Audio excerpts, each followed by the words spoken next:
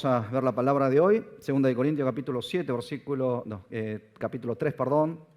2 Corintios 3, versículos 7 al 18. Vamos a leer un versículo cada uno y dice: y si el ministerio de muerte, grabado con letras sobre piedra, vino con gloria, tanto que los hijos de Israel no podían fijar la vista en el rostro de Moisés a causa de la gloria de su rostro, la cual se había de desvanecer, ¿cómo no será con mayor gloria el ministerio del Espíritu? Porque si el ministerio de condenación era con gloria, ¿cuánto más abunda en gloria el ministerio de justificación? Pues lo que había sido glorioso no es glorioso en comparación con esta excelente gloria.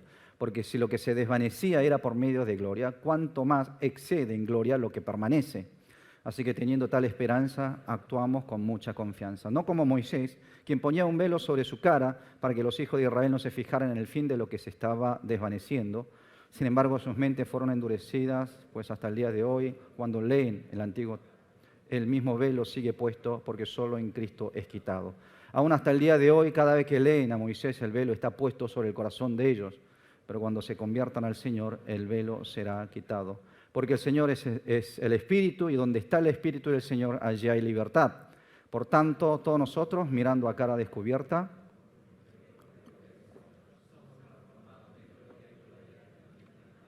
como por el Espíritu del Señor. Amén.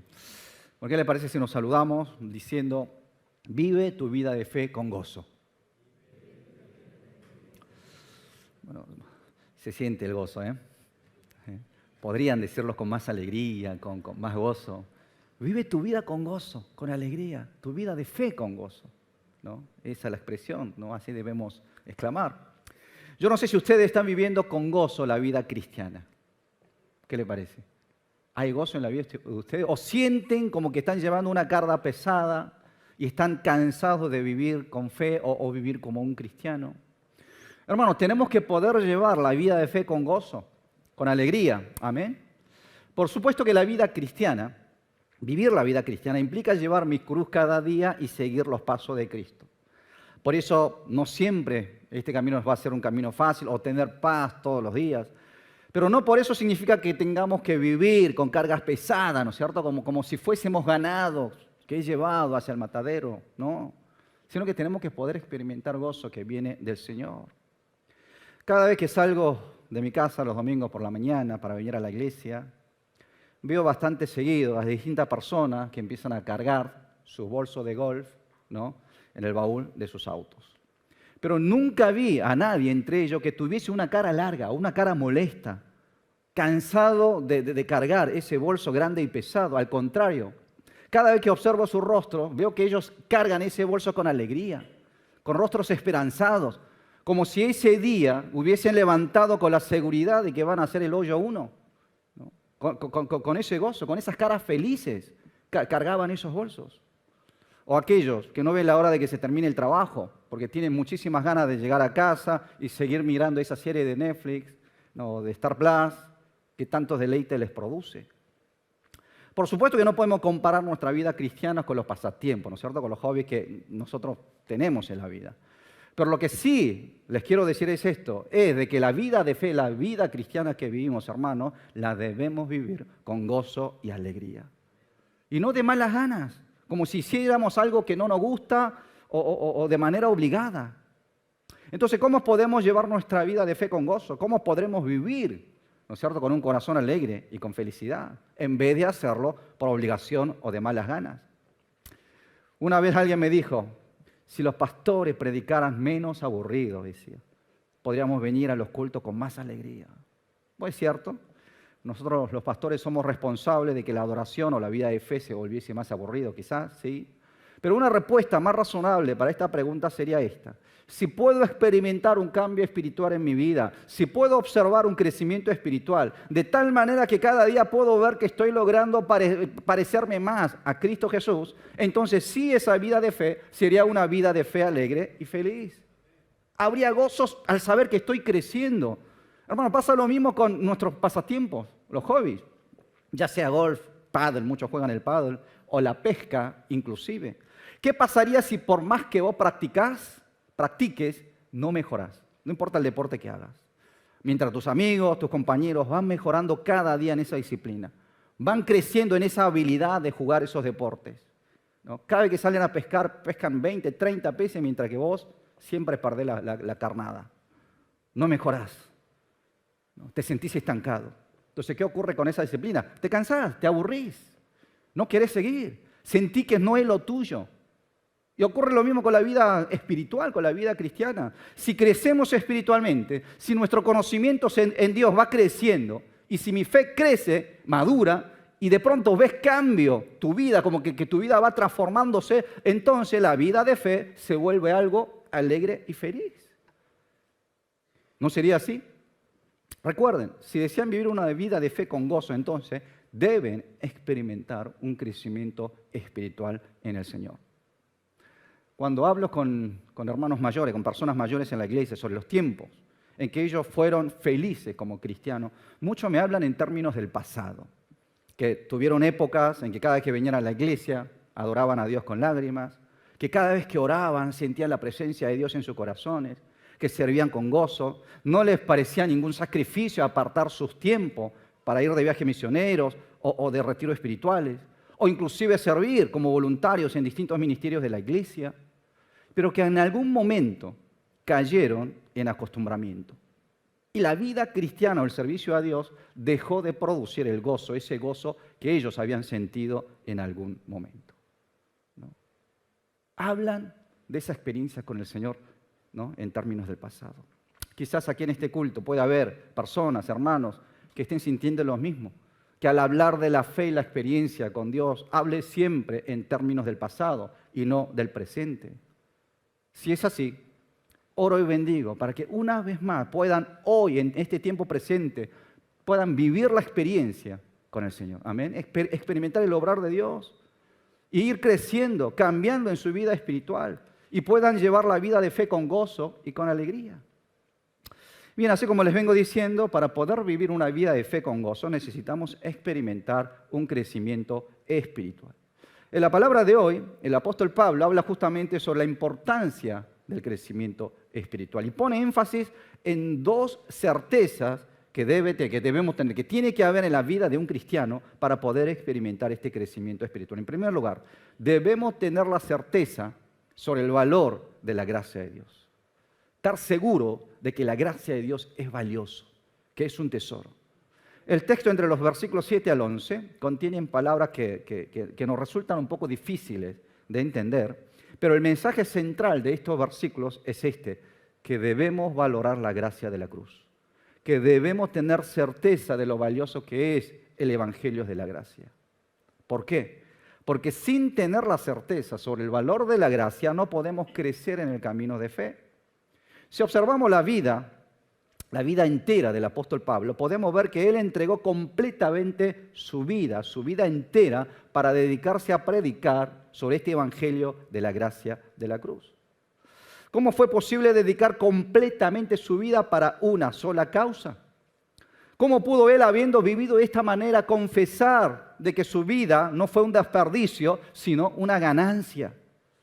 Fue posible, hermanos, porque conocía muy bien el valor de la gracia de la cruz que él había recibido de parte de Dios. Él estaba convencido de que en el mundo no había otra cosa más valiosa y más preciosa que la cruz de Cristo. Por eso confiesa allí en Filipenses 3, 7 al 8, pero las cosas que para mí eran ganancias las he considerado pérdidas a causa de Cristo. Y aún más, considero como pérdida todas las cosas en comparación con lo incomparable que es conocer a Cristo Jesús mi Señor. Por su causa lo he perdido todo y lo tengo por basura a fin de ganar a Cristo.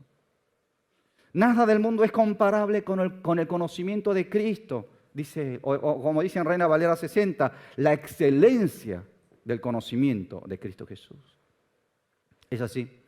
Pablo conocía el valor del conocimiento de la cruz, el valor de la cruz de Cristo, el valor de la gracia, esa gracia de Dios, ese amor de Dios que se manifestó en esa cruz. Y justamente, entre los versículos 7 al 11, está tratando de hablar y explicar a los creyentes de Corinto sobre este valor, sobre la excelencia que tiene esta gracia de la cruz. Hermanos, si no reconocemos el valor de la gracia de Dios, terminamos reemplazando esa gracia por algo del mundo, ¿no? que tiene mucho menos valor, por aquella cosa que Pablo lo había llamado como basura. Eso termina reemplazando el lugar de Dios o la gracia de Dios en nuestra vida. Y eso es lo que había sucedido dentro de la iglesia de Corinto. Ellos volvieron a nacer y se convirtieron en hijos de Dios por medio del Evangelio de la Gracia, por la cruz de Cristo. Por medio de Pablo ellos recibieron ese Evangelio y fueron salvos, se convirtieron como hijos de Dios. Pero cuando Pablo se aparta de esta iglesia, él viaja para predicar el Evangelio hacia otros lugares, comenzaron a entrar grupos legalistas dentro de esta iglesia, que enseñaban que con la gracia y la fe no era suficiente, que tenían que cumplir los mandamientos de Moisés, las leyes del Antiguo Testamento para ser salvos. O sea, comenzaron a enseñar sobre la salvación por obras. Y los corintios cayeron en esas falsas enseñanzas y comenzaron a abandonar el Evangelio de la gracia. ¿Y por qué sucedió esto? Porque se olvidaron del verdadero valor que tiene este Evangelio de la cruz, la gracia de Dios, esa gracia que los había salvado. Hermanos, pensemos por un momento. La salvación es algo imposible de lograr con nuestras fuerzas. ¿Es así? ¿Por qué? Porque somos pecadores, porque espiritualmente estamos muertos. Un muerto no puede hacer nada, absolutamente nada, para salvarse. Es por eso que Dios mismo pagó el precio de nuestros pecados y nos regaló la salvación por medio de Jesucristo. Entonces, cuán necio, cuán ignorante es negar ese regalo de Dios, rechazar ese regalo de Dios y tratar de salvarse con sus propias fuerzas. Y eso era lo que enseñaban los legalistas y los corintios habían caído en eso. Ellos decían, no, con la fe no es suficiente, con la gracia no basta, decían ellos. Tenés que de alguna manera recibir la circuncisión, tenés que guardar todas las leyes de Moisés, tenés que dejar de comer ciertos alimentos. Comenzaron a ser arrastrados por estas leyes, ¿no es cierto? Y comenzaron a abandonar la gracia de Dios. Ahora, ¿por qué sucedió esto dentro de la iglesia de Corinto?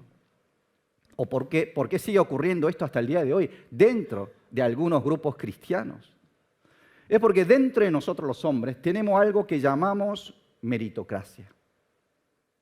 Meritocracia. ¿Qué quiere decir? Que para recibir algo tenemos que ser merecedores de tal cosa. Por favor, bueno, yo no estoy pensando como el presidente nuestro, ¿no? que niega constantemente la meritocracia en la vida, no. Tanto en el trabajo, en los estudios, uno tiene que ser recompensado conforme a los esfuerzos y los resultados, ¿no es cierto?, que uno realiza. La Biblia enseña sobre eso, lo que vos sembraste, eso es lo que vas a cegar, dice la Biblia. ¿No? Si el que no trabaje, no coma, dice la Biblia. ¿No? Hablas de la meritocracia. Pero cuanto a la dimensión espiritual me refiero, delante de Dios, cuando hablamos de la salvación, no existen ningunos méritos nuestros que pueda satisfacer por completo la justicia y la santidad de Dios. Esa es la realidad. Ninguna de las cosas que hagamos puede completamente satisfacer la justicia de Dios, la santidad de Dios, ¿comprenden? Por eso la meritocracia es válido en este mundo, pero no delante de Dios. La meritocracia puede llegar de alguna manera a rechazar la salvación de Dios, porque lleva a uno a tratar de salvarse por sus propios méritos, por su propia fuerza. Imagine, es como si yo tratara de ganar en un partido de tenis a Rafael Nadal, a Federer, a Djokovic, ¿no? No puedo ni siquiera ganarle a André Chagnonime en un partido de pádel, menos voy a poder ganar a estos profesionales de tenis. Entonces, imaginen esto multiplicado, no por miles, sino por infinito. De eso se trata la meritocracia delante de Dios. No podemos. Bueno, aquellos que criaron hijos deben tener la experiencia que cuando los bebés comienzan a hablar, a caminar, a moverse físicamente con cierta libertad, ya quieren independizarse. ¿No es cierto? Encima, de pronto quieren empezar a comer, ¿no? Con ellos mismos, toman las cucharas, se manchan la cara, ensucian el piso, ¿no? Derraman la comida por todo lado, no importa, lo quieren hacer ellos mismos.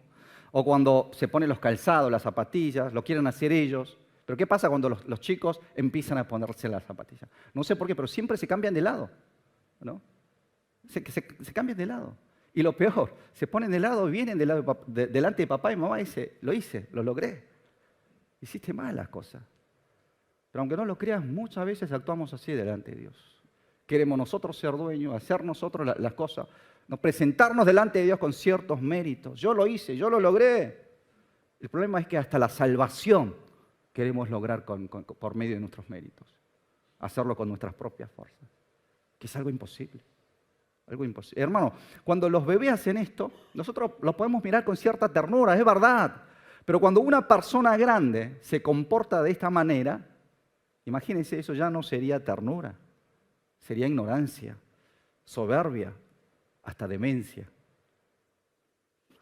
Por eso el apóstol Pablo, entre los versículos 7 al 11 de hoy, nos habla sobre el valor y sobre lo glorioso que es el evangelio de la gracia. Ese evangelio que Dios nos entregó y nos salvó. Vamos a mirar lo que dice los versículos 7 y 8. Dice, y si el ministerio de muerte, grabado con letras sobre piedra, está hablando de las dos tablas, ¿no es cierto?, las leyes del Antiguo Testamento, vino con gloria, tanto que los hijos de Israel no podían fijar la vista en el rostro de Moisés a causa de la gloria de su rostro, la cual se había de desvanecer. ¿Cómo no será con mayor gloria el ministerio del Espíritu? Pablo acá hace comparación sobre dos realidades espirituales. Pensemos, ¿qué pacto? Encontramos distintos pactos, pero hablando del antiguo pacto y del nuevo pacto. ¿Cuál de los dos pactos sería más valioso? ¿El pacto que salva o el pacto que mata? Pablo, refiriéndose a la ley del Antiguo Testamento, dice que fue el ministerio de muerte. Él lo llama pacto de muerte, una ley que llevaba a la gente hacia la muerte. ¿Por qué lo llama así? Porque la ley o los mandamientos del Antiguo Testamento, ¿qué hace? Descubre los pecados que hay en nosotros. Señala los pecados que hay en nosotros. Muestra los pecados que hay en nosotros y que por lo tanto merecemos la muerte.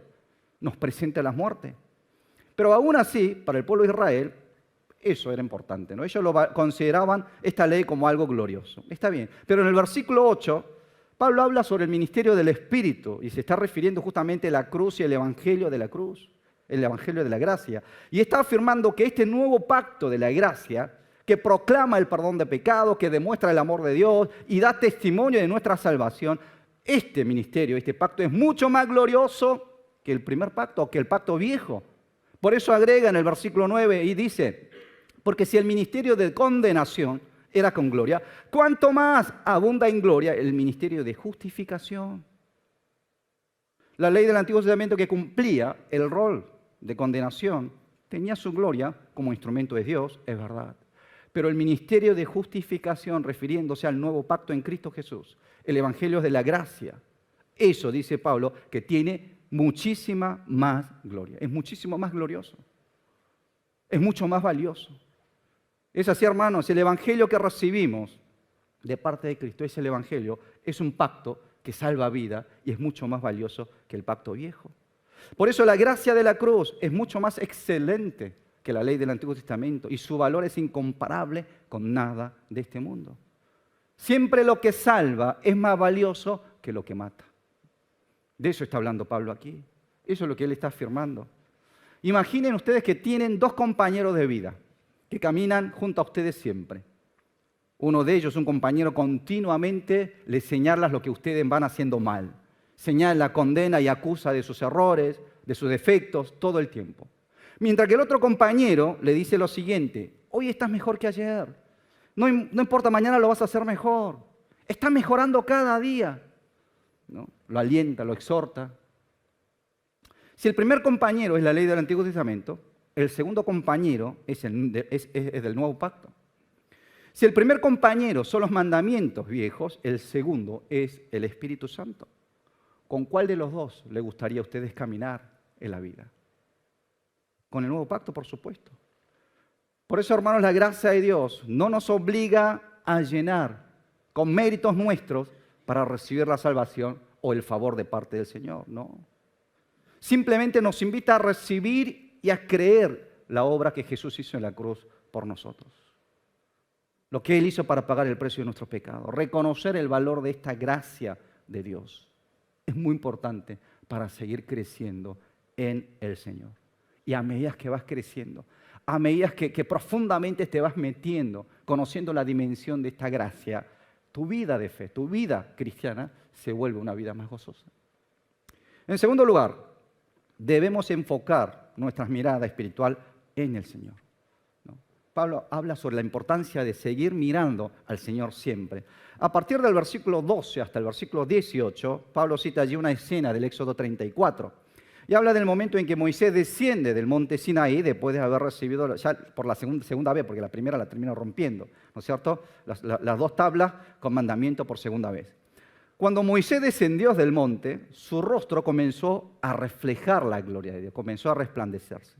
Y la gente comenzaron a tener temor, miedo de él, y no se podían acercar. ¿Y qué hizo Moisés entonces? Se tapó su cara, ¿sí? Tapó su rostro con un velo. Bueno, es una escena que nosotros conocemos. Ahora, ¿por qué está contando esto Pablo? Es porque esa no fue la única razón por la que Moisés había cubierto su rostro. No se tapó solamente para que la gente no viera esa luz, sino para que la mirada de la gente no esté dirigida hacia él, sino que puedan estar dirigidos hacia el Señor. ¿Por qué? Porque su rostro, su brillo, era simplemente un reflejo que tarde o temprano iba a desaparecer. Y la gente tenía que fijar su mirada hacia el verdadero Dios, hacia el fuente y dueño de toda la gloria y honra. Por este motivo Moisés se había tapado la cara. Por eso dice en el versículo 13 lo siguiente: no como Moisés, quien ponía un velo sobre su cara para que los hijos de Israel no se fijaran en el fin de lo que se estaba desvaneciendo. Esa luz que se estaba desvaneciendo. ¡Wow! Mira cómo descendió Moisés, mira su rostro está brillando. La gloria de Dios debe estar con él, la presencia de Dios debe estar con él. Moisés debe ser un siervo poderoso. Y aunque no lo crean, muchas veces nosotros tenemos esa actitud de la tierra. Mira el superpastor, mira el superpredicador, mira al superhermano con unción. Nos fijamos en la persona. ¿Qué hizo Moisés? Se tapó para que la gente no se fijara en él, ¿no? Porque lo que él tenía era algo que iba tarde o temprano iba a desaparecer. La luz en su rostro no era suya, no era de él, sino simplemente un reflejo de la gloria de Dios. Por eso dice, para que los hijos de Israel no se fijaran en ella. Este fue el motivo por el que Moisés cubrió su rostro con el velo, para decirle a la gente, no se fijen en mí, sino en Dios. No miren esta luz, sino miren a la verdadera luz. Enfoquen su mirada al Señor y no en mí, no hacia mí. Existen demasiadas luces en este mundo, ¿no? Demasiadas glorias, podemos decir, inclusive en este mundo, que distraen constantemente nuestras miradas. Para algunos la gloria está en el dinero y no en Dios. Para otros la gloria está en el poder, no en el Señor. Para algunos en los placeres, en la fama, etcétera, etcétera. Tienen la mirada puesta en tantas glorias de este mundo, esas glorias que tarde o temprano van a desaparecer. Se quedan mirando tanto esas glorias que no pueden ver a Dios, el verdadero dueño y el origen de la gloria. Por eso, hermanos, por más cosas brillantes que tenga alrededor de ustedes, nuestras miradas no deben enfocarse en ellas, sino en el Señor. Por eso en el versículo 18, a modo de conclusión, vemos que Pablo dice lo siguiente: por tanto, todos nosotros mirando a cara descubierta, como en un espejo la gloria del Señor, somos transformados de gloria en gloria en la misma imagen, como por el Espíritu del Señor. Cuando miramos, dice la gloria del Señor, cuando fijas tu mirada hacia el Señor, dice Pablo, somos transformados de gloria en gloria. Vamos pareciéndonos más en Cristo, alcanzando esa estatura de Cristo. Hablas del crecimiento espiritual. Y esto es lo que tenemos que hacer. ¿Quieren crecer espiritualmente? ¿Quieren parecerse más a Cristo como discípulos de Él cada día? ¿Quieren amar a Dios de verdad? Entonces debemos dirigir nuestras miradas hacia el Señor, hacia ese Cristo que murió en la cruz para redimir nuestras vidas. Miren a ese Cristo que está a la derecha de Dios intercediendo por nosotros aún hoy. Enfoquen las miradas en Cristo Jesús, que un día va a volver por ustedes y por mí para llevarnos hacia la presencia de Dios, hacia el reino celestial. Y debemos entregarle a Él todo control, todo dominio, para que sea Él dueño de nuestras vidas. Por eso dice al final del versículo 18, como por el Espíritu Santo. Como por el Espíritu. ¿Qué es lo que está diciendo? Esto lo logramos por medio del Espíritu Santo. Es el Espíritu de Dios quien nos ayuda. O sea, el Espíritu de Dios es quien nos ayuda a lograr todo esto. Es la presencia del Espíritu Santo quien nos ayuda a vivir con gozo. Cuando el Espíritu Santo domina nuestra vida, podemos enfocar nuestras miradas al Señor. Y sobre la persona del Espíritu Santo, sobre la tarea que Él realiza, dice en Romanos 8:26, y asimismo también el Espíritu nos ayuda en nuestras debilidades, porque no sabemos cómo debiéramos orar, pero el Espíritu mismo intercede con gemidos indecibles. Somos débiles, es una realidad que no podemos negar delante del Señor, a tal punto que muchas veces ni siquiera sabemos lo que realmente queremos o lo que realmente necesitamos. Por eso muchas veces nuestras oraciones no son oraciones aprobadas por el Señor, porque oramos mal, pedimos mal. Esa es la debilidad que tenemos. ¿Y quién nos ayuda en esta debilidad? La presencia del Espíritu, dice la palabra. El Espíritu Santo nos ayuda en nuestras debilidades. Y no solamente en la área de oración, sino en distintas áreas de nuestra vida. O sea, el Espíritu Santo va con nosotros, su presencia camina con nosotros y nos va ayudando. No somos perfectos, pero somos perfectibles. Y el Espíritu Santo nos ayuda en este proceso como hijos de Dios, ir perfeccionándonos en Cristo Jesús. Amén. Y quisiera terminar la prédica de hoy con la palabra de Nehemías, con testimonio de Nehemías que dijo lo siguiente. Nehemías 8:10 dice lo siguiente: no se entristezcan, porque el gozo del Señor es su fuerza. El gozo del Señor es nuestra fuerza. ¿No? Hermanos, el gozo del Señor es nuestra fuerza. No hay una fuerza mayor que nos permita vencer las dificultades de la vida que el gozo que viene de Dios. ¿Y quién nos trae ese gozo? El Espíritu Santo. El Espíritu Santo. Por eso los exhorto, sepan valorar la gracia de la cruz, con que Dios nos salvó, porque eso nos permite de alguna manera orientar nuestros corazones hacia Él. Enfoquen sus miradas espiritual al Señor de la gloria, porque así dejaremos de buscar la gloria acá en la tierra, sino nos quedaremos con la gloria del Señor, que es lo que importa, ¿no? Que es lo que es realmente importante. Y podremos entonces disfrutar ese gozo del Señor que nos trae el Espíritu Santo. Entonces, durante esta peregrinación de fe que nosotros llamamos la vida cristiana, los exhorto para que puedan caminar con el Espíritu. Amén. Y experimentar este gozo del Señor.